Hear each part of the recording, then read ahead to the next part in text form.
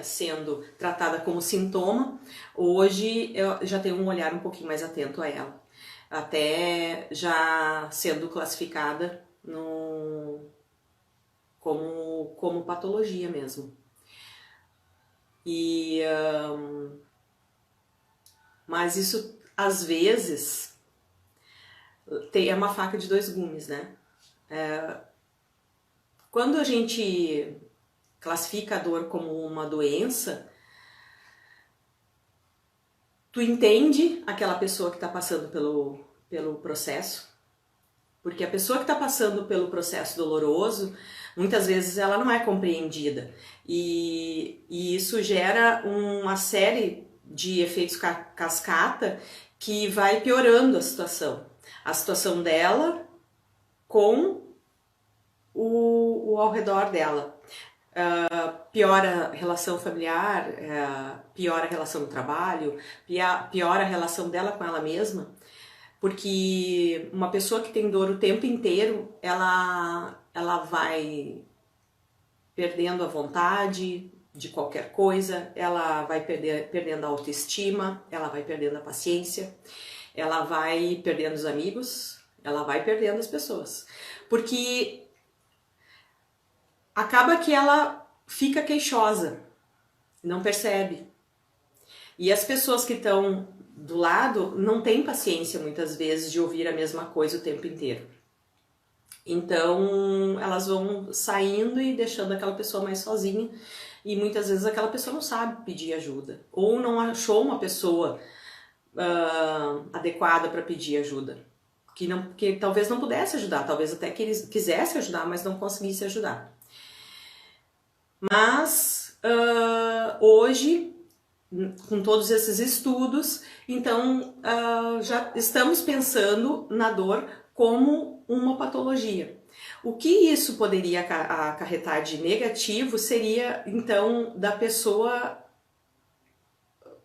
piorar, achando que ela, então, está com uma doença, porque as pessoas, às vezes, são muito suscetíveis a esses rótulos, e às vezes pioram. Então, é muito delicado de se falar em dor como patologia hoje em dia. Temos que ter cuidado com isso. Então, já que o início era a dor, o caminho da dor, a dor é um sinal que precisamos prestar atenção. A gente sente na periferia do corpo algum estímulo, aquele estímulo percorre o nervo, percorre a medula, chega até o cérebro, lá no cérebro então tem a resposta. Então a dor é uma resposta a um estímulo dado, seja ele qual for, e o cérebro vai interpretar. Esses estudos começaram por aí. Como que o cérebro interpreta isso? O cérebro precisa de alguns fatores para fazer essa avaliação. Essa avaliação é feita com alguns fatores psicológicos, sociais e biológicos, né, da genética de cada um. Então, a pessoa que não tem um amparo da família, que ela é sozinha, ela se sente sozinha, ela é depressiva, vocês acham que ela vai sentir mais dor? A pessoa que já tem um histórico, a família toda teve histórico de dor na coluna. Minha mãe teve dor na coluna, não pôde trabalhar, minha tia também não, o tio também não. Será que isso interfere? Será que isso vai interferir na modulação da dor dessa pessoa? Que cresceu ouvindo isso, que passou uma vida ouvindo isso, que a dor incapacita, que a dor não deixa tu fazer as tuas atividades que tu gosta, não deixa tu trabalhar, não deixa tu te relacionar com a família, com amigos. Porque vai chegando nesse ponto, as pessoas vão chegando num ponto onde não conseguem mais realizar as atividades que elas mais gostam, que são as primeiras que acabam deixando de realizar, porque as outras são obrigação. E aí as obrigações têm que continuar. E aí continua fazendo as obrigações e fazendo do jeito que sabe, do jeito que consegue. Cada um aprendeu de um jeito e vai fazendo. E ninguém ensina para essa pessoa que ela tem que mudar o jeito de fazer. E muitas vezes ela não precisa parar de fazer, ela pode só mudar o jeito de fazer. E o que sempre foi dito é que quando tu tem dor, para e não faz mais aquilo. E muitas vezes, ainda hoje, as pessoas consultam um profissional e o profissional diz: tu não pode mais fazer isso. Tu não pode mais agachar, tu não pode mais subir escada, tu não pode mais... Escuta isso hoje em dia, pleno século XXI, as pessoas ainda estão escutando isso, porque ela tem dor, ela não pode mais fazer. Eu não digo que possa fazer tudo. Cada caso é um caso e a gente precisa interpretar e avaliar cada caso. Mas o que na maioria das vezes, existe sempre uma maneira diferente de fazer. Existe sempre um jeito. E qual seria esse jeito? Primeira coisa, tem que saber o que provoca aquela dor. O que desencadeia, qual é o gatilho daquela dor. E muitas vezes, quando os pacientes chegam para a gente avaliar, eles chegam e eles dizem: eu tenho uma dor. Tá, mas que dor? Aonde? Como que ela é? Não, eu tenho uma dor, é forte, incomoda, não consigo fazer nada. Tá, mas onde começa? Ah, não sei. Quanto tempo tu tem essa dor? Ah, eu sei lá, um monte de tempo. Então, assim, isso é importante porque a pessoa que está avaliando, ela precisa saber esses detalhes para conseguir traçar uma estratégia de tratamento. Então, se a pessoa vem numa correria, chegando na hora que já tem que ir embora, que não pode demorar, que não sei o que não tem horário, que não adianta, aquela hora da avaliação, uma hora que tu precisa parar e observar, porque muitas vezes o jeito que a pessoa se comporta não é nem o que ela fala, o jeito que ela se comporta é que vai dizer se aquilo que tu tá perguntando procede ou não. Às vezes a pessoa não sabe te responder, mas com o corpo ela te responde. E isso é muito importante da gente observar, pra gente conseguir traçar a estratégia certa. Porque uma vez tu pegando o caminho errado, tu vai errado até o fim. Até que tu vai chegar no fim, não deu certo, daí volta tudo de novo para fazer. Enquanto se tu demorar um pouquinho para iniciar, e aí tu consegue achar o caminho certo. Mas isso não depende só do profissional. Negativo, não é só do profissional. O paciente precisa muito ajudar. O paciente precisa contar o que acontece, como que é o dia a dia. E muitas vezes o paciente não consegue descrever o seu dia a dia. Não consegue dizer porque, eu trabalhei. Tá, mas o que tu fez? Tu abaixou, tu levantou? Como é que é teu trabalho? Eu faço assim, carrego peso.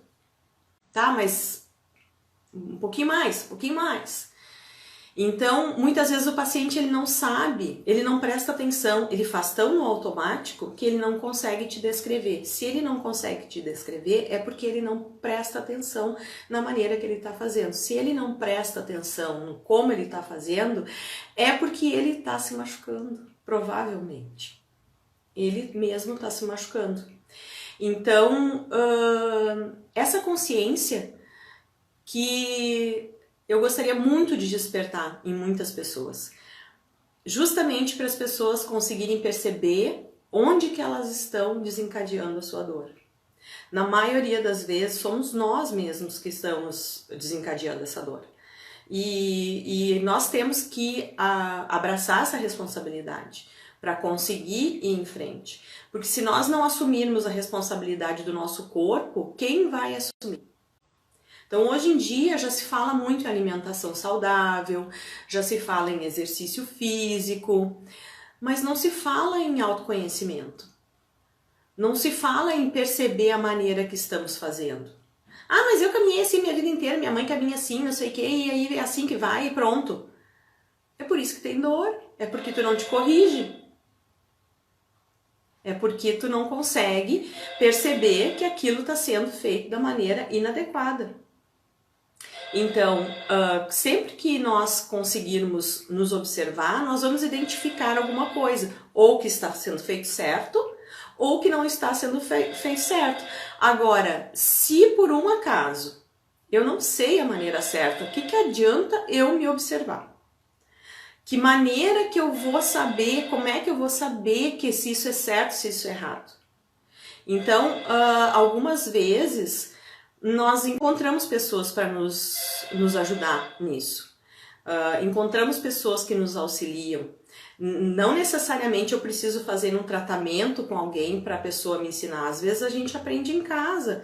Todo mundo deve ter ouvido da mãe: arruma as costas, senta direito, levanta a cabeça. Todo mundo já escutou isso. Então começa em casa. Começa em casa, onde a gente nunca deu muito ouvido, mas é lá que começa. É lá que a gente ouve as primeiras orientações. Depois que a gente faz tudo errado, que a gente vira adolescente, aí a gente faz de propósito, que a gente não quer fazer como a mãe tá mandando, aí a gente vai se dando conta que doeu, que provocou algum dano e que a gente precisa, quem sabe, retomar. Mas às vezes esse período de dor é longo. Muitas pessoas ficam muito tempo nesse período, ficam muito tempo sofrendo, sem saber que podem melhorar. E nesse período, muitas vezes pode acontecer uma deformidade. O corpo, ele é muito inteligente e ele consegue se regenerar. Ele foi feito para se regenerar.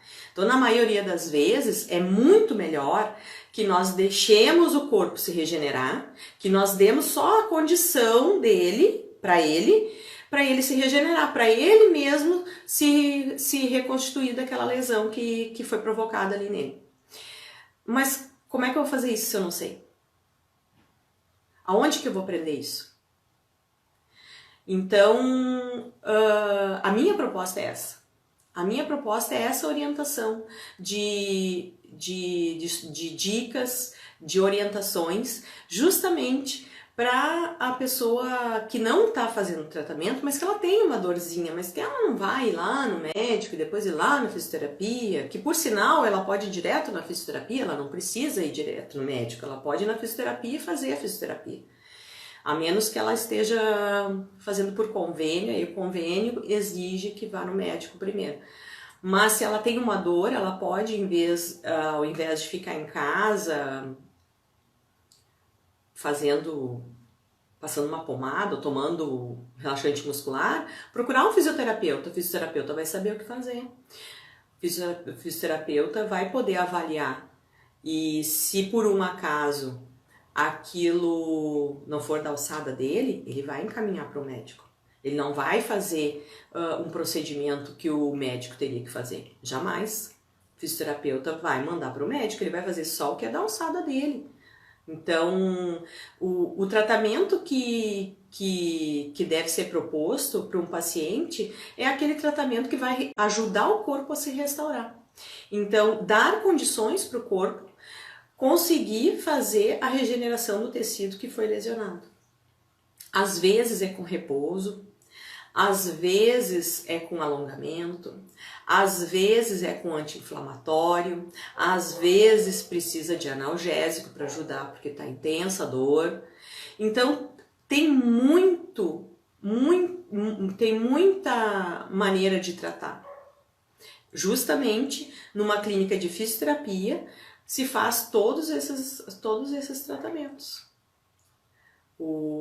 Na clínica de fisioterapia, nós trabalhamos com eletroterapia, que trabalha analgesia e trabalha restauração de tecido, trabalha tratamento anti-inflamatório.